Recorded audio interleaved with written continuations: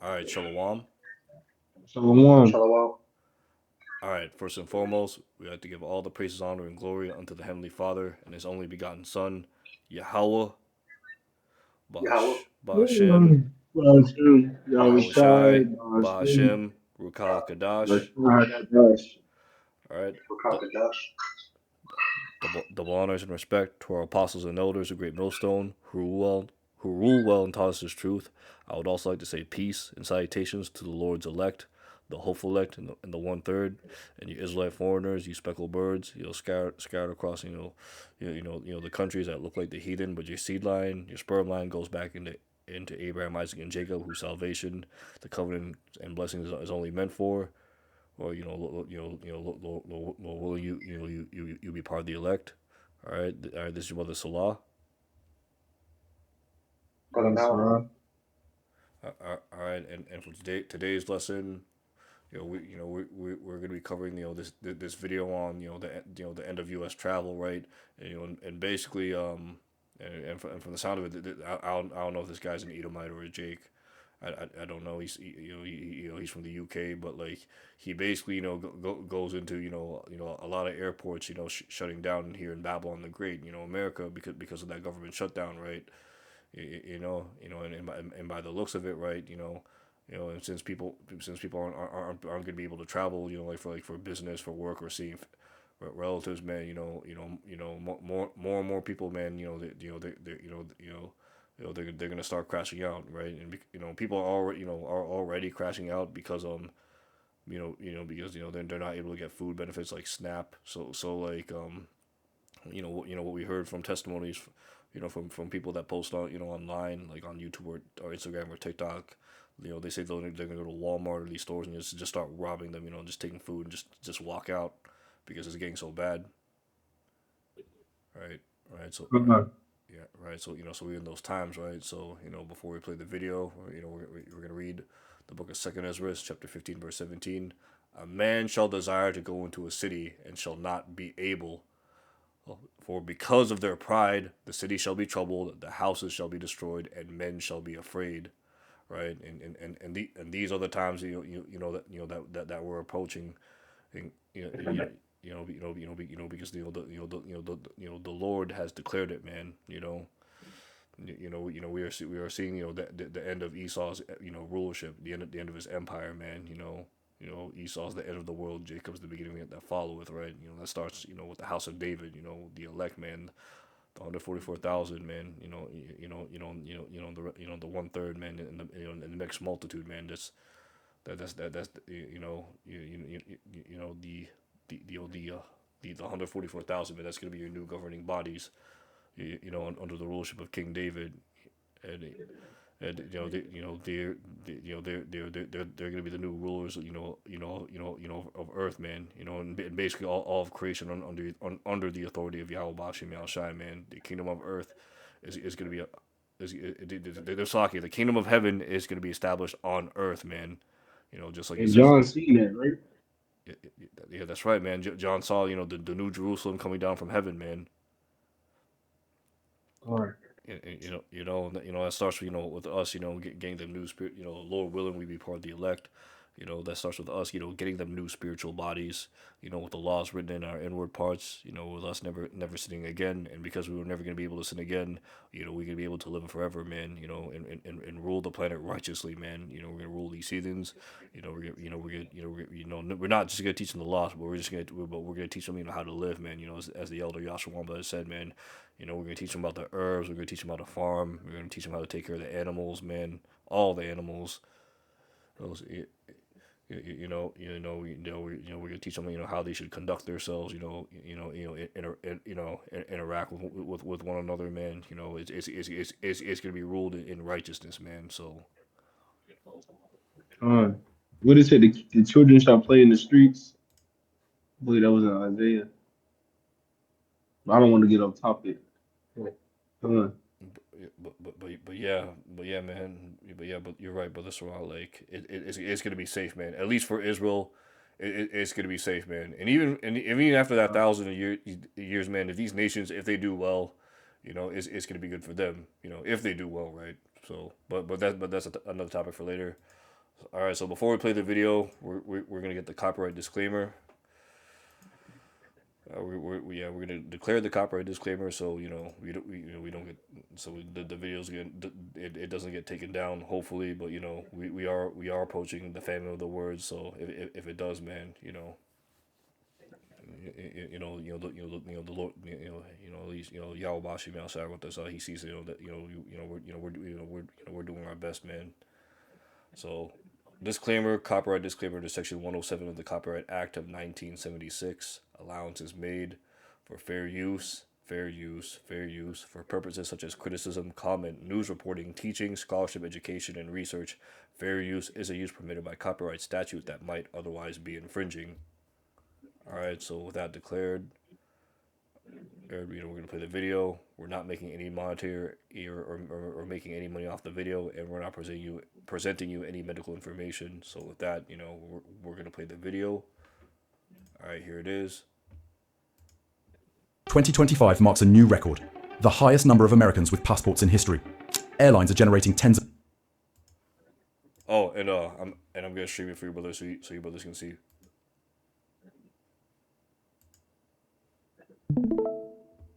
All right, here you go, brother. So, continue on with the video. Billions of USD in revenue. And plane tickets, though more expensive than ever, are still booked months in advance. But try going to the airport on a morning in October. You won't believe the reality. No more long check-in lines. No more noisy boarding calls. And perhaps the most frightening thing, no more eager faces preparing for the trip. Amidst the government shutdown, numerous airports reported a 30-40% decrease in passenger traffic. And some places like Burbank had to shut down their control towers. Something almost unimaginable in the world's #1 aviation industry. A country that sets flight records, yet can't maintain the pace of takeoff. And this isn't just a temporary disruption. It's a warning about a reality.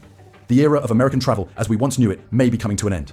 And in the next few minutes, you'll understand why this is happening. And why does it directly affect you, whether you fly frequently or not? Don't take your eyes off it. Do you know what's scarier than a delayed flight? It's when there are no flights to wait for. Imagine yourself walking into Denver Airport on a Monday morning. It's still the place that once welcomed nearly 200,000 visitors daily. It's still the glass dome that echoed with the constant boarding announcements. But today, everything is silent as a tomb. The metal benches, which were already insufficient in seating, are now empty. The sound of rolling suitcases disappeared row by row. The entire airport, hundreds of thousands of square meters in size, suddenly felt too large for the number of people present. That's not a scene from a post-apocalyptic movie. It's America, October 2025. What happened? It's not a natural disaster. It's not a pandemic. But rather, a giant system that stumbles on its own. When the federal government shut down, thousands of air traffic controllers were forced to take unpaid leave. When the TSA is understaffed, the screening process takes twice as long. When the human resource chain is disrupted, a series of flights are reduced in frequency, or even cancelled en masse, simply because no one can coordinate them. What's the result? Some small airports have seen a decrease of up to 40% in flights in just 2 months. In Burbank, California, the control tower was completely shut down for hours, bringing all operations to a standstill, which is almost unprecedented since 9/11.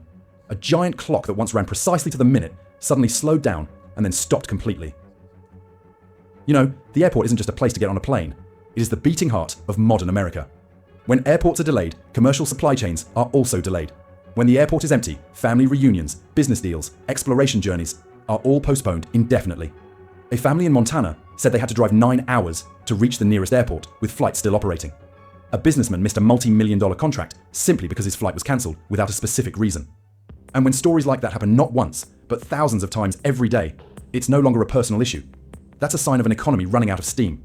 A country that once prided itself on being a giant aircraft has now fallen due to a lack of people to press the start button. How ironic. We can send spacecraft to Mars, but we can't get a Boeing from New York to Chicago on time.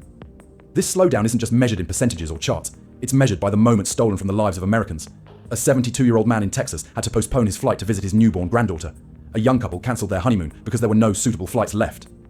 And millions of other Americans, quietly changing their life plans just because a temporary airport is out of service. Behind every empty chair is an unfinished story. Behind every cancelled flight is a lost opportunity. If the steel hearts of the American tourism industry can slow down this much, what will happen when the very arteries of the economy, commercial flights, supply chains, and even interstate connections also begin to hibernate? What do you think? Is this just a temporary panic, or a warning that the American dream is permanently landing? Have you ever seen an American airport as empty as in a post-apocalyptic movie? Please share that moment in the comments. But the empty airport is just the tip of the iceberg. Because there's something even more terrifying than having no flights. When flights are still available, but not for everyone. And this is where the story takes a turn into a different chapter, where flying is no longer a common choice for Americans, but gradually becomes a privilege for the few. Do you remember the time when we could fly from New York to Miami for just $69? Forget it. That time has long passed. We used to live in an era where plane tickets were so cheap, cheaper than dinner at Applebee's. Flying used to be something ordinary Americans could do on a whim. Go wherever they wanted on the weekend, visit family with just a click. But in 2025, that spontaneity is as expensive as a fancy date. The data is stark. The average domestic airfare in the US has increased by over 22% compared to last year. Round-trip tickets from New York to Los Angeles used to cost around $250, but now exceed $450, $500, especially during peak season. And if you like to fly last minute like you did in college, be prepared to spend over $600 for a domestic economy class flight. To put it into perspective, the same flight that used to cost the equivalent of the gas for an SUV is now enough to pay your rent for a week. Why have airfares become so difficult to afford? The reason doesn't lie in a single factor, but rather a domino effect collapsing simultaneously. Operating costs skyrocketed. Fuel prices, maintenance costs, and parts have all escalated since the pandemic. Along with this is the pilot crisis, as over 50% of American pilots are approaching retirement age. Companies had to pay 1.5 times the salary to retain them, a cost that ultimately ended up in ticket prices. Airlines are also seeking to maximize profits. Cheap, long, low-profit routes are being cut en masse. Instead, airlines are focusing on high-yield premium, business, or executive class routes. To understand in short, cheap flights disappear, not because there are no more customers. It disappeared because it was no longer profitable. Let's look at everyday consequences to get a clearer picture. A middle-class family in Ohio, traditionally vacationing in Florida every summer, is postponing their trip for the first time in 5 years. A student chose to take a 40-hour cross-state bus to visit home because plane tickets were beyond their scholarship budget. In fact, many Americans now only fly once every 2 to 3 years, instead of 2 to 3 times a year before the pandemic. Flying is no longer a given. It gradually became a financial decision. And in a culture once synonymous with suitcase packing and travel, that's a huge change. It's funny how we live in an age where a cup of coffee can be delivered to your doorstep in 15 minutes, but visiting your mother in the next state requires as much consideration as buying a new car. The airline industry is still flying high, but not everyone gets to be on that flight anymore. The increase in ticket prices not only makes people spend less, it's reshaping social behavior. People are staying home more. The company is cutting back on work. Family visits are becoming less frequent. And a country once connected by the sky is now beginning to be divided by ticket prices. When flying has become a privilege rather than a right, what will happen to places that are not profitable for airlines? And if ticket prices can already keep millions out of the sky, what will happen to airports that are already abandoned? Let's move on to the next section to see a part of America disappearing from the aviation map. Not because people don't want to fly there, but because no one flies there anymore. If in the previous minutes we were talking about tickets that were too expensive to buy, now it's time to face a more chilling truth. In many places, even if you have the money, you can't fly. It's not because the flight is delayed, it's not because the tickets are sold out, but because that flight no longer exists. From 2019 to 2025, over 100 small airports across the United States have had all scheduled flights completely cut. There used to be planes taking off and landing every day. There used to be loudspeakers, passengers, suitcases, and taxis lined up outside the station. Now there's only dust blowing and information boards. No scheduled flights. The EAS program, or Essential Air Service, originally designed as a lifeline to connect remote communities, is facing a crisis due to a lack of funding. After the 2025 shutdown, dozens of local airports are at risk of disappearing within weeks due to delayed support funds. What do you think is the real cause? The harsh truth is, aviation is not a public service. It is a business model. And when things get expensive, airlines do what any business does: cut unprofitable things. Flights to small towns, where each flight carries only a few dozen passengers, became a burden on the balance sheet. Airports in rural areas are being replaced by giant hubs, where a single plane can carry hundreds of passengers per flight. And when government support budgets are no longer stable, staying connected is simply no longer worth the money. In other words, if where you live isn't on the map of profitability, it could be erased from the map of the sky. And then, the impact didn't stop at having to drive a little further. It's a fundamental change in how people live, work, and even receive healthcare. In Alaska, people in remote areas have to pay over $600 just to fly to the nearest hospital. And that's just one way. A town in South Dakota, after 70 years of continuous commercial flights, is now officially removed from the network. They joke that the city still has an airport. It's just that no planes stop there anymore. Small businesses in the Midwest are losing customers because their partners no longer have direct flights available. Many companies withdrew, taking with them both jobs and local tax revenue. The gap between major cities and rural areas is no longer a geographical one. That's the distance of accessibility to the world. A nation that once prided itself on being the land of free movement is now witnessing hundreds of communities stranded like islands with no bridges. You can order food from thousands of miles away, but you can't fly to a town a few hundred kilometers away. The disappearance of local airports is not just an infrastructure story. It's an indicator of a society that is gradually fragmenting. Places worth investing in are moving forward. The remaining places, were left behind? And when the flight paths disappear, what will replace them? Will the gap between rural and urban areas still be bridged? Or are we entering an era where the sky only serves those who live close enough to touch it? Let's move on to the next section to explore a deeper divide, not between cities, but between classes, right on the remaining flights themselves. All right, so we're just gonna stop the video there. I think the point's been made, right? Right. So basically, right? Because these airports are shutting down, man. That is a clear indicator that the economy is not doing well. As he stated, right. Businesses are dying, right. And just like when for example, just like when President Nixon decided to move our industrial factories over to China, right? What happened, right? Towns basically became bankrupt, right? I'll for example Pennsylvania, but before when we had like our steel mills, and other manufacturing facilities up in Pennsylvania, like Pittsburgh and other parts the towns were booming. A lot of people they live there, they these people, man, they prospered for a time, right? But now but now that because those factories they're not there anymore, man. A lot of people, right? They moved out, and because they moved out, businesses, are going down, and because people can't find work, a lot of people, and mainly our people, Jay, and some Edomites too, there is the crime, like robbing, stealing or drug, or drug trafficking, which is also orchestrated by Esau as well. Let's not forget that, right? The CIA and everything. We got the receipts for that. We showed them in the previous videos. But the main point is because people can't afford to fly anymore, or a lot of places a lot of airports are shutting down, and even a lot of these small towns that had small airports, they're no longer being able to to operate, because very few people are using those airports, so therefore they can't make the revenue. And so therefore the government also can't support these airports, because they're not a requirement. They're they're basically a business, right? And if a business can't continue, right, they're just gonna shut down. And, and that's in that small town, man. It's gonna go into poverty, basically, right?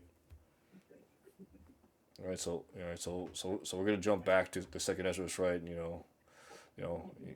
Second Esdras chapter 15, verse 17. As we already stated, a man shall decide to go into a city and shall not be able to. For because of their pride, the city shall be troubled, the houses shall be destroyed, men shall be afraid, right? And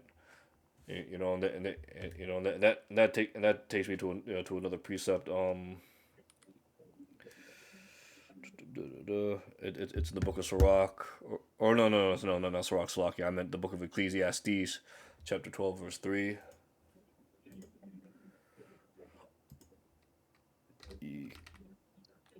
Ecclesiastes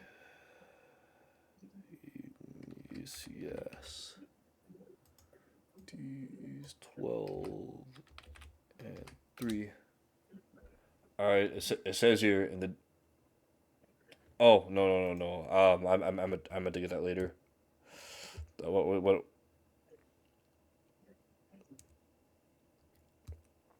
No. What I meant to get was the book of Psalms, Salakia. I'll get this a little bit later, but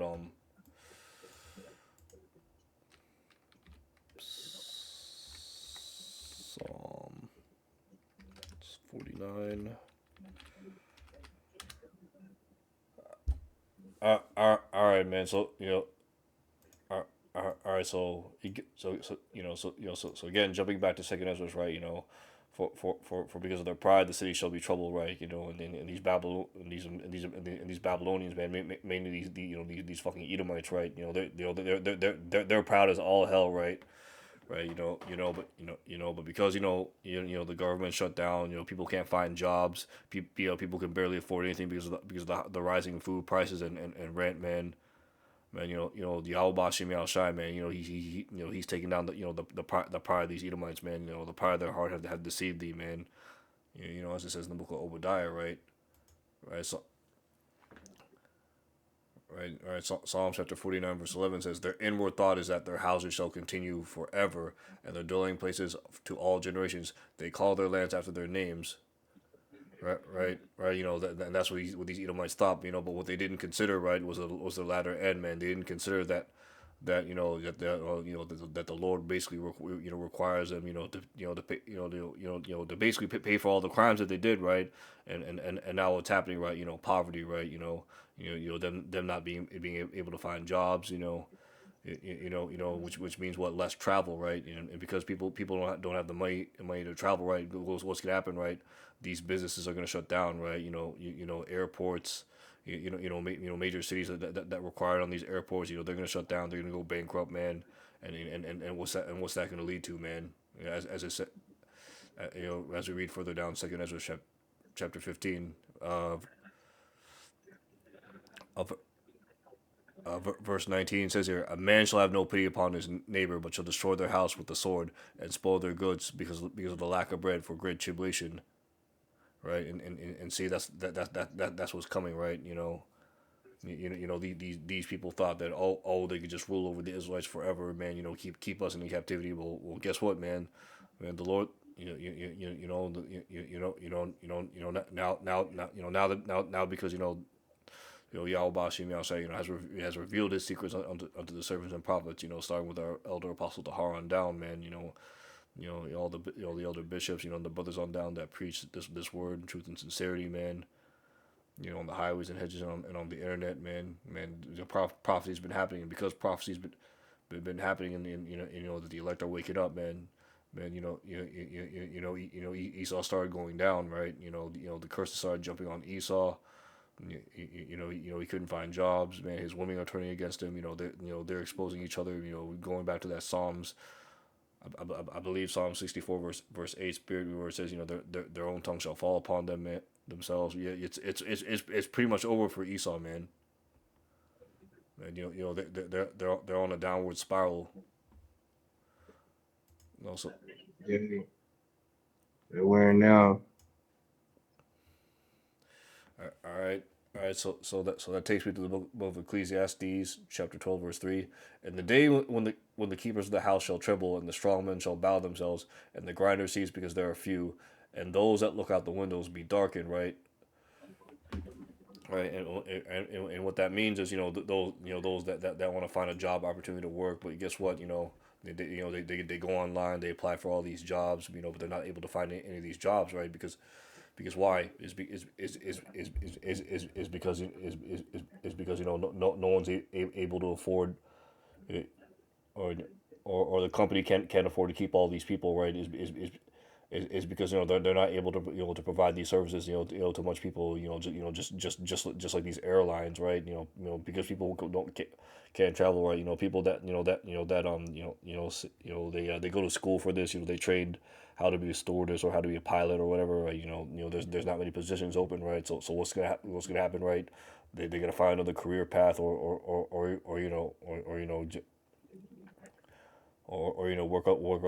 work other menial jobs, man, because it's it's basically the economy is getting bad for Babylon the Great, right? And because all that's happening, right, that's going to destroy the supply chain. People can't send over food, to each other, man. Man, so that means the storehouses are about to be empty real soon, man. And in the midst of this government shutdown, right? Right, on top of the government can't not being able to provide those SNAP benefits, right? People are gonna be looting those already empty stores, right? So it's just gonna be nothing but all hell breaking out loose in Babylon, man. We are seeing, we're basically seeing the metaphorical train crashing in slow motion, and eventually it's gonna speed up real soon, man. It's a beautiful thing to see. watching our enemies go down, man, going mad. And that also includes 2/3 of our people because they refused to hearken unto the word, when it was given to them.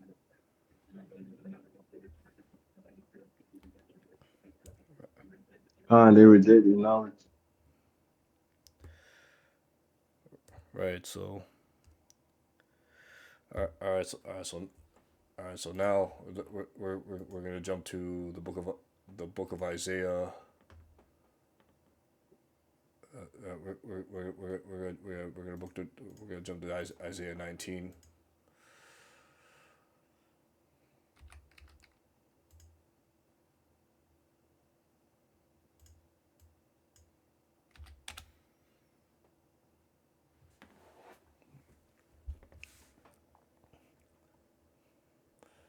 All right. So the main point's gonna be in verse 14. I mean, we can also read up to, but the main point is uh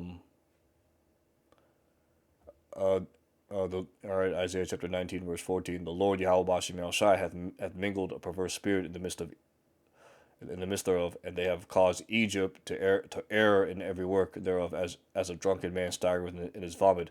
Neither shall there be any work for Egypt which the head or tail, hill, branch, or rush may do. And that's basically what we're seeing. What we're seeing right now, man.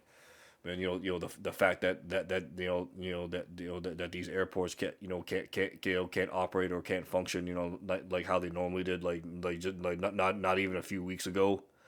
It basically shows, man, and the decline of Babylon the Great. like families aren't able to visit each other. People that had business trips, or worse, in another state, or hell, even another country, man.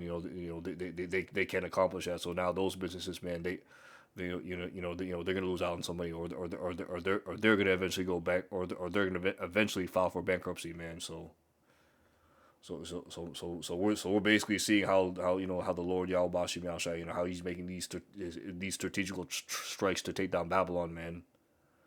And on top of the the chaos that's already happening, with ICE, with Caesar Nero sending out ICE on the Northern Kingdom, and now he's sending out the National Guard. He's already demonizing Jake, man, on social media, right? And a few brothers, and Elder Malcolm has showed, these Jakes, man, on social media, saying that they're basically in support for the U.S., and they're basically saying, F Iran or whatever. But what Esau did, right? He took that same video, right, and removed the captions, and said that they were threatening ICE, and now Edomites, man, and a bunch of other people, man, are saying those death threats, man. So it just goes to show you, man, that, the hatred that Esau has for our own people, man.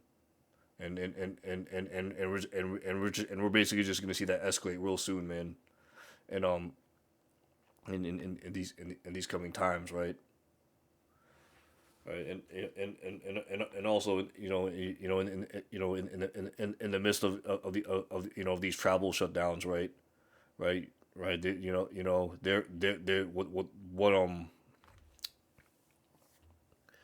what they're going to implement, right, is going to be a digital ID, for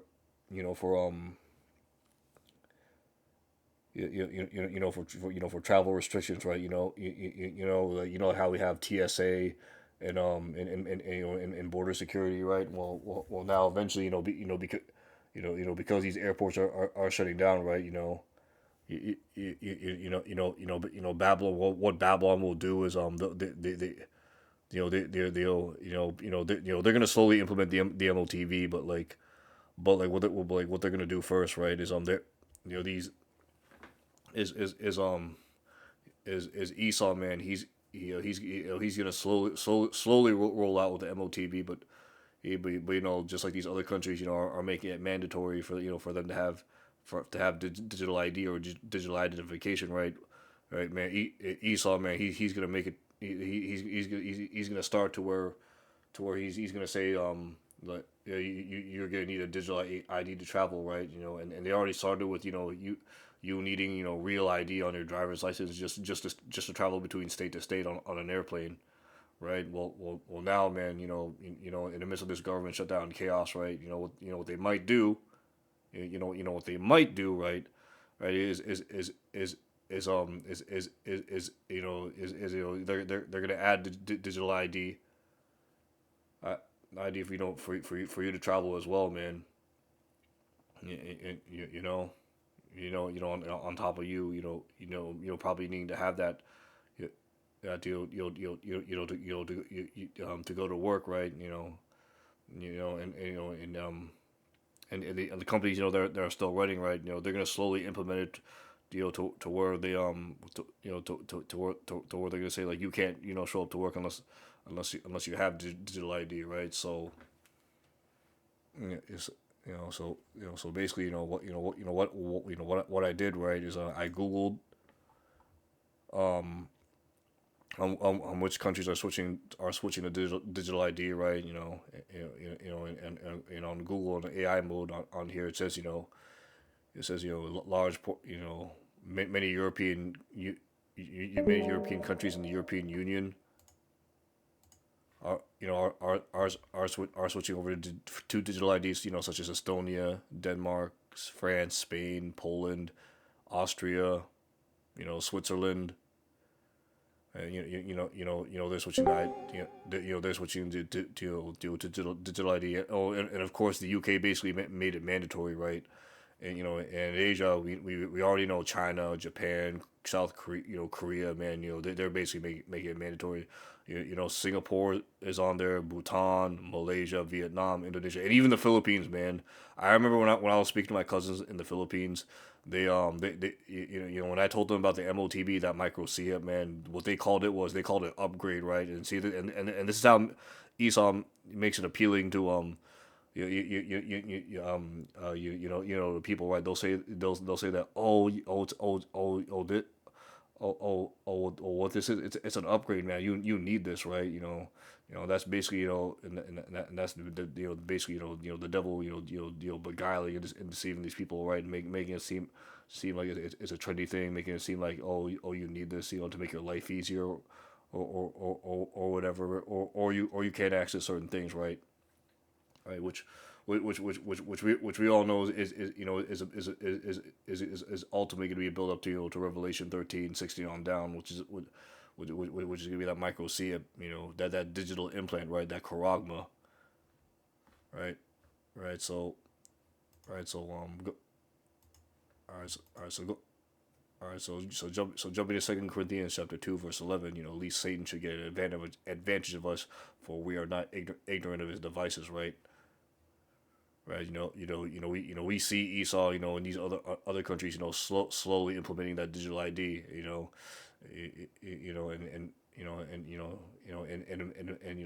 believe that in the midst of this government shutdown, he's gonna take it a step further. He might do something next month, or in the next coming month, or in the next few weeks, or even the beginning of or actually no, but brothers, didn't they say in the beginning of next year that they're going to implement digital ID?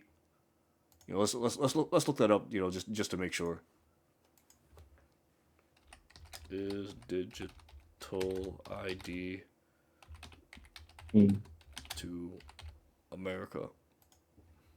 Yes, elements of digital ID are coming to America, with the U.S. already implementing systems like TSA digital ID. Yes, TSA digital ID programs, right?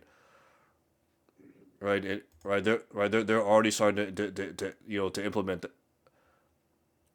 to implement that, right? And and through the spirit, right. And I think that's probably why these airports are getting less customers, right? Are getting less people, is because people don't want to get that digital ID to travel, right? Hence. Hence, why, going back to the scripture, 2 Esdras chapter 15 verse 17, right? A man shall decide to go into a city and shall not be able to, and why is because these wicked elites, man, Esau, he's putting the squeeze on these people, Well, to say, hey, you want to travel, you want to fly to another country, you want to see your relatives. Well, you gotta take this, right? And you best believe, man, he's only gonna escalate that even further, right? Right? Mm, Yeah,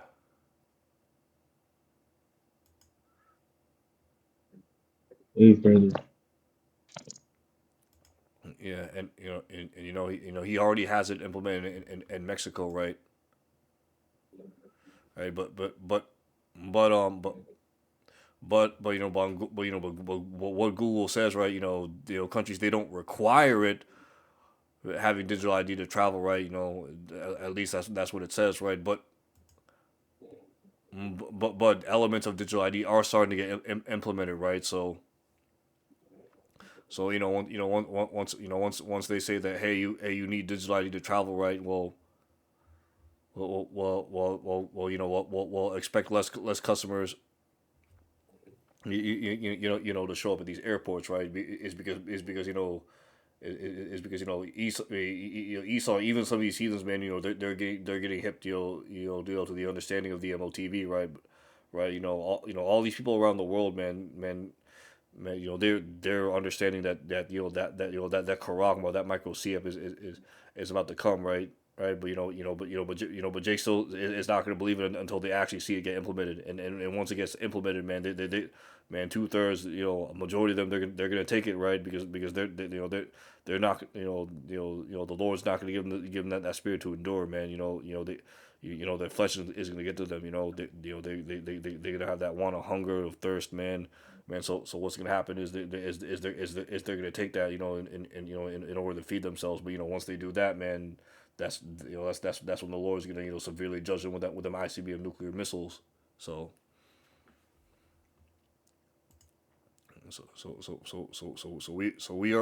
we are in those times, man. And we when the Lord's about to, is getting ready to judge these people, right?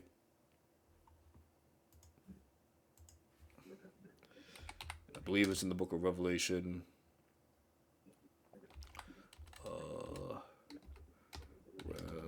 The heart.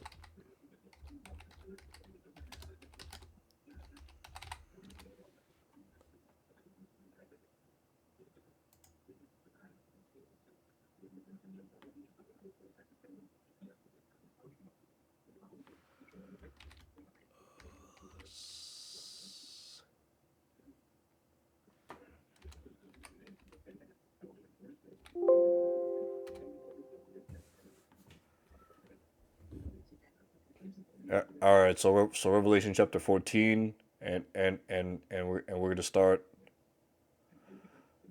at verse 14. And I looked, and behold, a white cloud, and upon the cloud one sat like unto the Son of Man, having on his head a golden crown, and in his hand a sharp sickle. And another angel came out of the temple, crying with a loud voice to him that sat on the cloud, thrust thy sickle and reap, for the time is come for for thee to reap, for the harvest of the earth is ripe. Right, and he that sat on the cloud thrust his sickle on the earth, and the earth was reaped. And another angel came out of the temple which is in heaven, and he also having a sharp sickle. Oh, and another angel came out from the altar which had power over fire. He cried with a loud cry to him that had the sharp sickle, saying, "Thrust thy sharp sickle and gather the clusters of the vine of the earth, for the grapes are fully ripe." And the angel thrust his sickle into the earth and gathered the vine of the earth and cast the grapes and cast it into the great winepress of the wrath of God.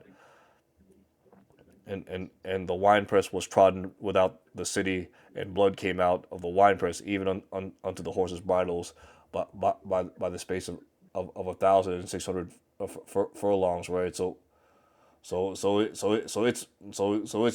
about to get real bloody real soon, man. Man,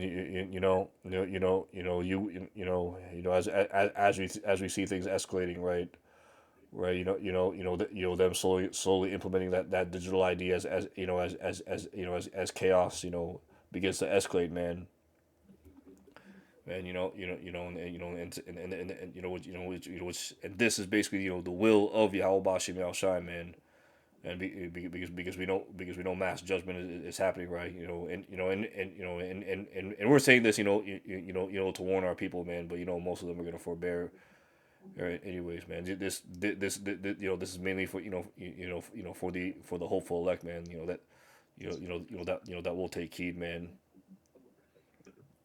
And and listen to this message, right? So we urge you, you brothers, you sisters, that are new, we urge you to repent to to Yahweh Bashim Yahweh Shai, Yahweh being the name of the Heavenly Father, and Yahweh Shai, being the name of the Lord who inwardly calls JC.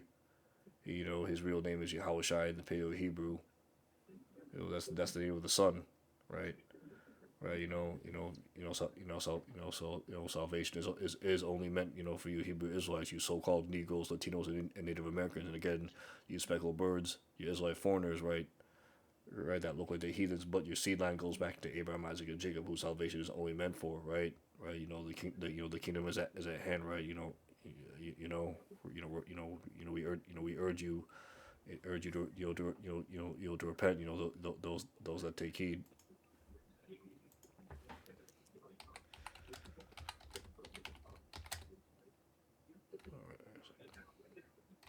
Uh,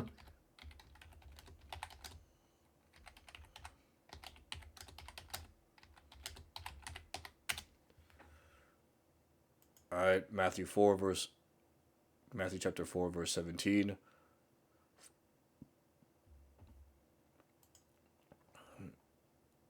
And from the time that Yahweh Shai began to preach and to say, repent, for the kingdom of heaven is at hand. And Yahweh Shai walking by the sea of Galilee saw two brethren, Simon called Peter and Andrew's brother, casting a net into the sea, for they were fishers. He saith unto them, follow me, and I will make thee fishers of men, right? And they straightway left their nets and followed him, right? And that's and that's speaking to the hopeful elect, man. You, that that are that are would be preachers and teachers, because Yahweh Shai said, said in the scriptures, man, if you love me, feed my sheep, right? And that's that's what we're doing right now, man. Those of us that are in the faith, man, that follow the likewise doctrine of GMS, man. Warning our people, man. Telling them that are Israelites, and hopefully, waiting for the elect, that they're gonna wake up and hear this word, right? So, so with that, right, we're just gonna end the lesson off right there. Yeah, yeah, um, we've pretty much covered everything that as far as as far as basically these airports shut down goes, and Esau's economy failing, but basically showing showing the downfall of Esau's empire, right? Which is hopefully made apparent to you, brothers and sisters. All right, so with that, we excuse me. So with that, we like to say, call halayim la, abanawa, Yahweh, Ba'ashem, Yahweh Shai, Ba'ashem Rukah Kadash. All right, double honors and respect to our apostles and elders of Great Millstone, who rule well and taught us his truth. We would also like to say peace and salutations to the Lord's elect, the hopeful elect in the 1/3. This is your brother Salah. Brother Noah. And the brother Salah here. So with that, until next time, we like to say shalom. All right. Shalom. All right, shalom. All right, Mm. all right, all right. Family, the Lord's coming. Get this while you can. Before Esau shuts down this truth. All right. All right. So with that, shalom.